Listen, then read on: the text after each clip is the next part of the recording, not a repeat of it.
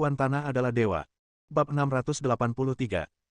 Huo Nanling, yang menyamar sebagai Gu Qingyi, mengangkat senjatanya dan mengarahkannya ke tukang daging beberapa kali. Ia terkejut karena tukang daging itu tidak jatuh meskipun ditusuk dari belakang. Ia masih bisa bertarung dan sama ganasnya dengan binatang buas. Sebelumnya, dia belum pernah melihat pertempuran antara tim pemburu yang dipimpin oleh Jagal dan Chen Tianzong serta yang lainnya, jadi dia tidak tahu bahwa Jagal dan yang lainnya memiliki kemampuan penyembuhan diri yang luar biasa, dan bahkan dapat pulih dari jantung yang tertusuk. Satu-satunya kelemahan fatal mereka adalah kepala yang meledak.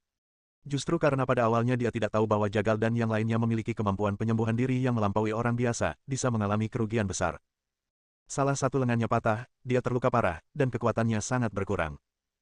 Si tukang daging mengintip dan mendapati bahwa Disa sedang bertarung dengan Mu Yunsu, dan jelas bahwa Disa ingin menirunya dan menangkap Gu Qingyi untuk mengancam Qin Ming lagi.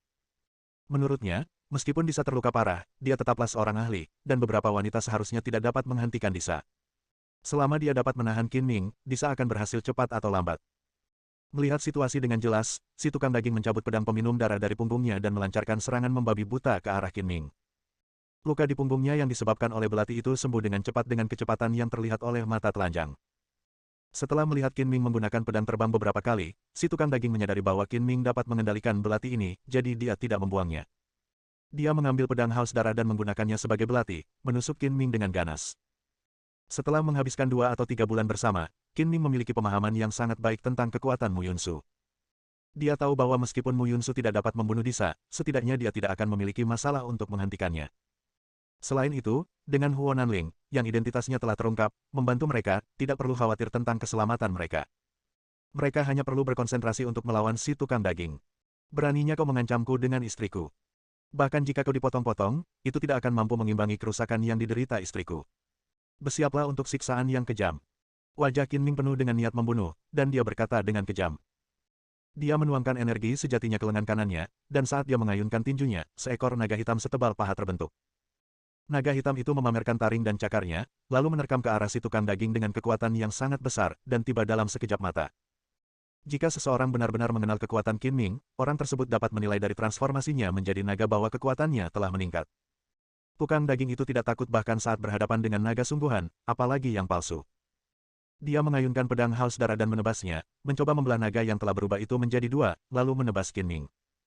Namun, setelah pedang peminum darah membelah naga itu tidak menghilang. Sebaliknya, ia terus menerjang maju. Energi sejati yang kuat menghantam si tukang daging, dan seolah-olah ia telah digigit keras oleh naga itu. Dada si tukang daging berlumuran darah dan ia terus melangkah mundur. Qin Ming mengikutinya seperti bayangan, melompat, dan menendang keras dada si tukang daging dengan kedua kakinya. Qin Ming tidak hanya memasukkan energi sejatinya ke dalam tendangan ini, tetapi juga mengerahkan seluruh kekuatannya. Dia bahkan dapat menendang seekor sapi hingga mati. Akibat benturan yang sangat kuat, tukang daging itu terlempar sejauh 7 atau 8 meter seperti karung pasir dan jatuh dengan keras ke lantai beton. Beton di bawahnya hancur berkeping-keping, dadanya ambruk, 5 atau 6 tulang rusuknya patah, organ dalamnya terluka, dan dia bahkan muntah darah. Jika orang biasa terluka parah, ia hanya tinggal menunggu kematian. Namun, tukang daging itu bukanlah orang biasa. Ia menyeka darah dari sudut mulutnya, berdiri dengan sempoyongan, dan luka di dadanya perlahan sembuh. Tepat saat tukang daging itu jatuh ke tanah, pedang haus darah jatuh dari tangannya. Qin Ming meraihnya dengan tangannya, dan pedang haus darah itu terbang sendiri dan jatuh ke tangannya. Aku ingin melihat apakah kau bisa menyembuhkan dirimu sendiri setelah aku memotongmu menjadi beberapa bagian. Dengan pedang peminum darah di tangannya, Qin Ming bagaikan seekor harimau bersayap. Dengan seringai sinis, ia melesat maju secepat kilat, dengan cahaya pedang tajam yang menyala di tangannya. Tukang daging itu baru saja berdiri dengan tubuhnya yang terluka parah, tetapi reaksinya tidak cukup cepat. Tiba-tiba, dia melihat cahaya dingin melintas di matanya, dan Qin Ming melewatinya seperti hantu, dan tukang daging itu jatuh lagi. Saat darah berceceran, kaki kanan si tukang daging terpotong. Setengah kaki kanannya yang tersisa tidak mampu menahan berat tubuhnya, dan sulit baginya untuk berdiri. Kemampuan penyembuhanmu sangat kuat, jadi tumbuhkan kaki lainnya agar aku bisa melihatnya. Qin Ming mencibir seperti algojo dan mengayunkan pedangnya lagi tanpa ragu-ragu. Sinar pedang menyambar, dan lengan kanan si tukang daging terpotong di tulang belikatnya. Lukanya bersih dan halus, dan darah mengalir dari lengan yang patah. Jika Anda kehilangan kaki dan tangan, sekuat apapun tukang dagingnya, Anda akan bergantung pada belas kasihan orang lain. Tukang daging itu tidak duduk diam dan menunggu kematian. Dia menatap Qin Ming seperti binatang buas dengan mata haus darah, dan berguling putus asa menuju mayat anggota tim pemburu terdekat. Ada senapan gatling yang dilemparkan di samping mayat itu, dan dia mencoba mengambilnya dalam upaya terakhir yang putus asa. Qin Ming tidak memberi kesempatan kepada tukang daging untuk membalikkan keadaan. Dia melompat dan menangkapnya, meraih kaki kiri tukang daging, menyingkirkan pedangnya dan memotong kaki kirinya. Aliran darah lainnya berceceran dan kaki kiri tukang daging itu pun terpotong. Darah tak terelakkan membasahi Qin Ming, membuatnya tampak seperti dewa kematian yang memegang pisau jagal. Niat membunuh yang terpancar dari tubuhnya lebih dingin daripada malam musim dingin, membuat orang takut mendekatinya. Segera setelah itu, Qin Ming mengayunkan pedang lainnya, dan cahaya pedang yang tajam memotong lengan kiri si tukang daging seperti pisau yang memotong tahu. Pada saat itu, semua anggota tubuh si tukang daging terpotong, hanya menyisakan separuh tubuhnya yang berlumuran darah, pemandangan yang mengerikan. Kepingan salju yang berterbangan jatuh ke darah dan mencair dalam sekejap. Malam ini ditakdirkan menjadi malam pertumpahan darah dan pembunuhan. Adegan itu berdarah dan si tukang daging menderita akhir yang menyedihkan, tetapi meski begitu, sulit untuk menenangkan amarah Qin Ming. Berani menangkap Gu Qingyi sebagai ancaman benar-benar menyinggung garis bawah Qin Ming. Akan melegakan baginya jika dia tidak dipotong-potong. Tukang daging itu tergeletak di tanah. Ia sangat lemah karena kehilangan banyak darah. Wajahnya sangat pucat dan ia bahkan tidak punya tenaga untuk membalikkan badan. Kalau orang biasa, dipotong anggota tubuhnya pasti sangat menyakitkan, tapi si tukang jagal bahkan tidak berteriak dari awal sampai akhir. Apa yang bisa kau lakukan jika kau membunuhku? Si tukang daging tertawa terbahak-bahak. Jika aku mati, balas dendam organisasi Nirvana selanjutnya akan lebih dahsyat, dan akhirmu akan lebih menyedihkan daripada akhirku. Qin Ming mencibir, operasi balas dendam mana dari organisasi Nirvana yang pernah efektif? Aku masih hidup dan sehat, dan mereka yang tewas adalah orang-orangmu. Jangan bodoh dan berilusi sebelum kau mati. Semua yang kau ketahui tentang organisasi Nirvana hanyalah puncak gunung es. Organisasi itu lebih kuat dari yang dapat kau bayangkan.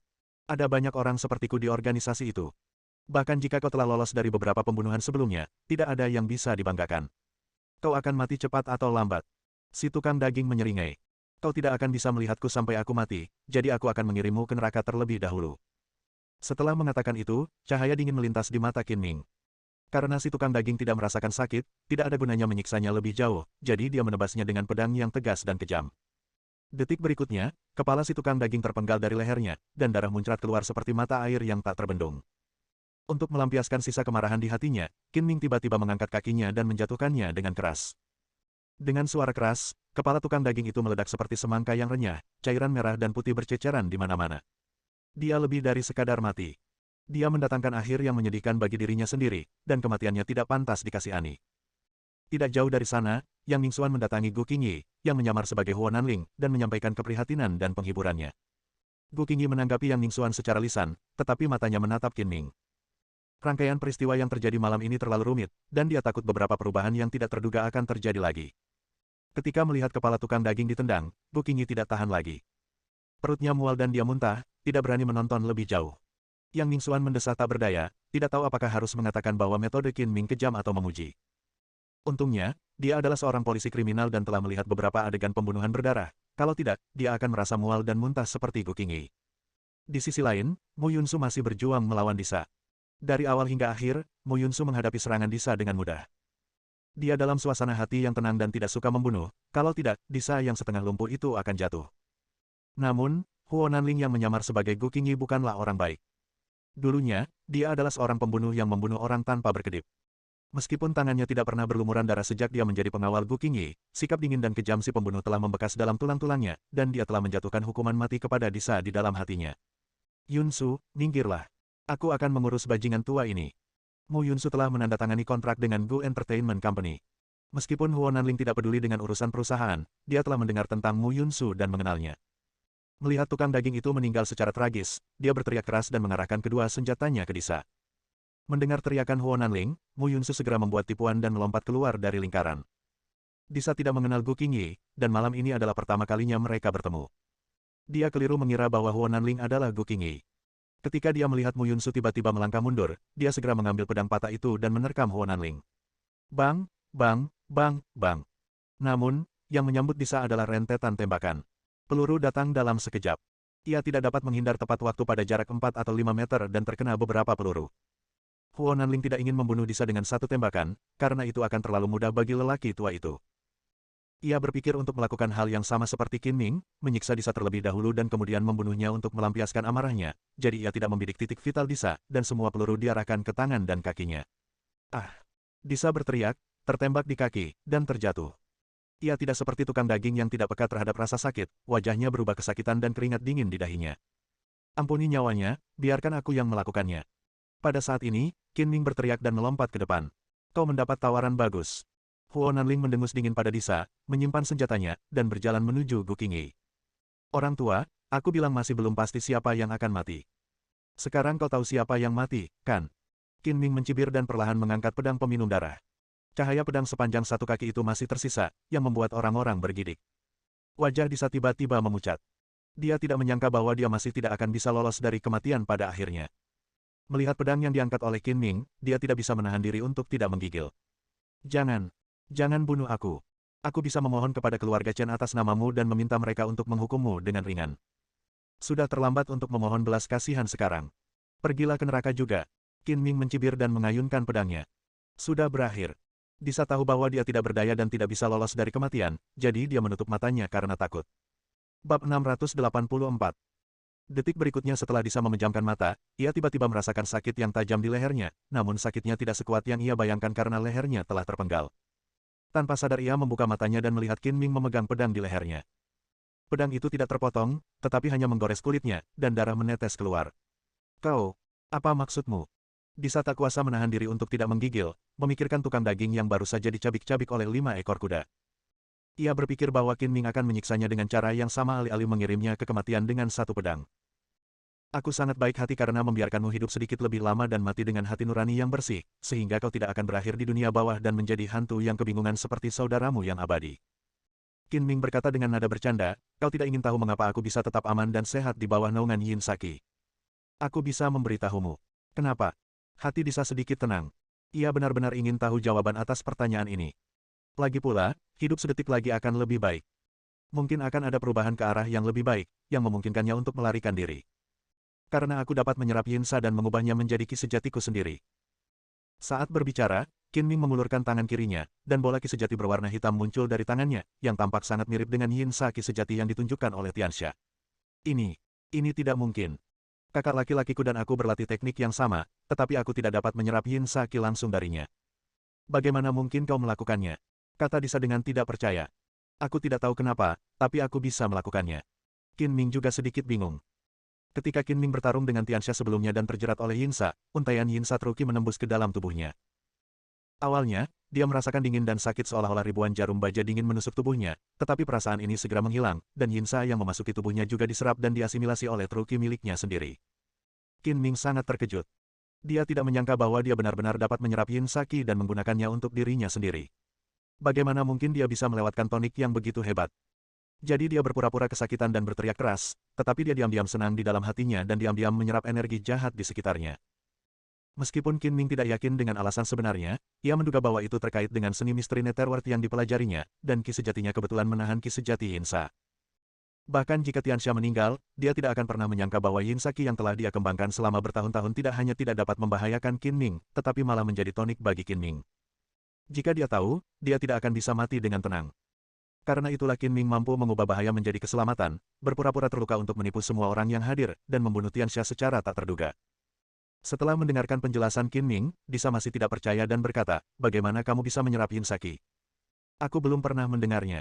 Kamu bersembunyi di tempat yang sempit sepanjang hari, tanpa kontak dengan dunia luar. Apa yang bisa kamu dengar? Qin Ming mencibir, baiklah, aku sudah memberitahumu alasannya, dan kamu bisa mati sekarang. Tunggu. Kata Disa tergesa-gesa, kau sendiri tidak bisa menjelaskan alasan spesifiknya. Tidakkah kau ingin mencari tahu? Aku bisa membantumu. Qin Ming mendengus dingin dan berkata dengan nada menghina, jangan terlalu munafik. Kamu cukup baik untuk membantuku. Kamu benar-benar ingin memotong-motongku, kan? Ya, aku benar-benar ingin mencabik-cabikmu. Disa telah mengatakan banyak kata-kata kasar kepada Qin Ming sebelumnya, tetapi sulit untuk menarik kembali kata-kata itu begitu diucapkan, dan dia tidak punya pilihan selain mengakuinya. Tetapi ingin membunuhmu dan menolongmu adalah dua hal yang berbeda. Akan lebih baik bagimu untuk mengetahui alasannya. Aku juga telah mengolah Yinsa Ki, jadi kau dapat menggunakan aku sebagai bahan percobaan. Berhentilah menggunakan kata-kata manis. Kau mengatakan semua ini hanya karena kau tidak ingin mati. Sayangnya, aku tidak akan memberimu kesempatan. Kau pasti akan mati. Setelah kata terakhir keluar, pergelangan tangan Qin Ming bergetar, cahaya pedang menyala, dan kepala berdarah terbang ke atas. Dia menyerang tanpa ampun. Disa tiba-tiba berubah menjadi mayat tanpa kepala, dengan darah berceceran di sekujur tubuhnya, dan dia meninggal. Ada lebih dari selusin mayat tergeletak di seluruh halaman, dengan darah di seluruh tanah, membuat pemandangan itu sama mengejutkannya dengan rumah jagal berdarah. Pada saat ini, butiran-butiran salju masih berjatuhan, menutupi area sepi itu dengan hamparan warna putih, membentuk kontras tajam dengan noda darah di tanah. Qin Ming melihat sekelilingnya, pandangannya tertuju pada satu-satunya naga yang tersisa, lalu dia berjalan perlahan. Yulong terluka parah dan telah duduk di tepi hamparan bunga, tidak dapat berdiri. Dia hanya bisa menyaksikan bagaimana situasi berkembang. Dia menyaksikan Chen Tianzong, Tianxia, dan Disa meninggal secara tragis satu demi satu, dan dialah satu-satunya yang masih hidup. Dia merasakan emosi yang campur aduk. Aku tidak punya permintaan lain, aku hanya memintamu untuk memberiku kematian yang cepat. Melihat Qin Ming berjalan ke arahnya, Yulong tersenyum tak berdaya, memejamkan matanya, dan tampak seperti sedang menunggu kematian, berpikir bahwa Qin Ming tidak akan membiarkannya pergi. Qin Ming menatap Yulong beberapa kali, menyimpan pedang haus darah, dan berkata dengan tenang, silakan, dan pergilah sejauh yang kau bisa sebelum aku berubah pikiran. Akankah kau membiarkanku pergi? Yulong berkata dengan heran dan tidak dapat menahan diri untuk tidak membuka matanya lagi. Aku hanya membunuh mereka yang seharusnya dibunuh. Kau tidak menyerangku tadi, jadi kau cukup beruntung untuk melarikan diri, kata Qin Ming. Yulong tidak mengatakan apa-apa lagi. Dia memaksakan diri untuk berdiri meskipun lukanya serius dan berjalan terhuyung-huyung menuju gerbang villa. Setelah berjalan belasan langkah, Yulong tiba-tiba berhenti, menarik napas dalam-dalam beberapa kali, berbalik dan berkata kepada Qin Ming, saya tidak suka berutang budi kepada orang lain.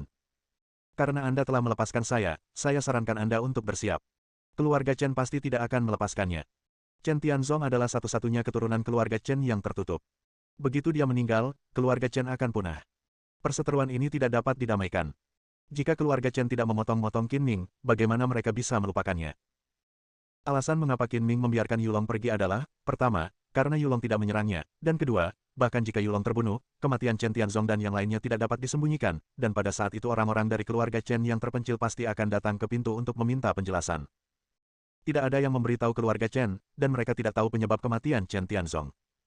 Orang pertama yang akan mereka temukan adalah Gu Qingyi, yang pasti akan membawa masalah bagi Gu Qingyi. Lebih baik membiarkan Yulong pergi dan memberitahu keluarga Chen bahwa Chen Tianzong tewas di tangan Qin Ming. Jika mereka ingin membalas dendam, mereka bisa langsung menemui Qin Ming.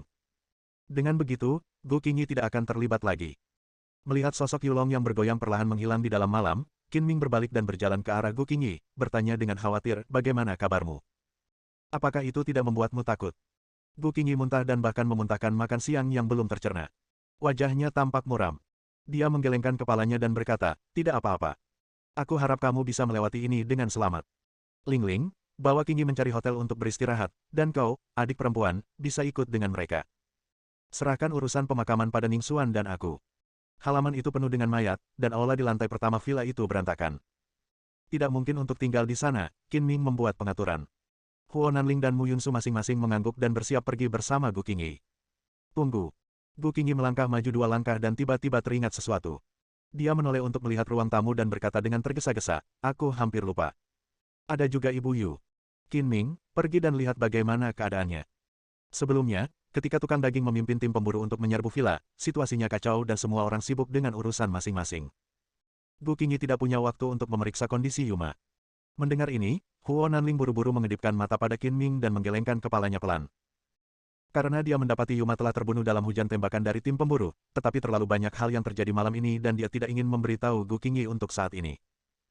Qin Ming memperhatikan Huo Nanling mengedipkan mata padanya, dan menyadari bahwa sesuatu yang buruk mungkin terjadi pada Yuma, jadi dia menghiburnya, Yuma diberkati oleh surga, dan tidak akan terjadi apa-apa padanya. Kamu pergi ke hotel bersama Ling Ling dan Yunsu untuk beristirahat dulu, dan aku akan menjemput Yuma nanti. Tidak, aku melihat dengan mata kepalaku sendiri bahwa Yuma aman dan sehat. Sambil berkata demikian, Gu Qingyi berjalan menuju ruang tamu, tidak peduli dengan mayat-mayat yang menghalangi jalannya. Jangan bergerak. Qin Ming buru-buru menghentikannya, lantainya berlumuran darah, jangan kotori sepatumu, biarkan aku pergi dan melihatnya. Ya, bajingan-bajingan ini tidak akan datang untuk menjemput Yuma, dia akan baik-baik saja. Huo Nanling juga menghibur, kakak Gu, ayo kita ke hotel dulu. Yuma sudah menjagamu dengan sangat baik, dia pasti tidak ingin kamu kedinginan di luar. Gu Qingyi menggelengkan kepalanya dengan kuat dan berkata dengan keras kepala, tadi aku hanya peduli pada diriku sendiri dan mengabaikan Yuma. Aku telah mengecewakannya. Aku harus memastikan dia aman dengan mataku sendiri, kalau tidak aku tidak akan bisa melihatnya. Kemudian, Qin Ming bergegas ke ruang tamu dengan beberapa langkah cepat, hanya untuk melihat bahwa ruang tamu itu berantakan, dengan selongsong peluru dan lubang peluru di mana-mana, dan Yuma tergeletak di genangan darah di samping meja makan.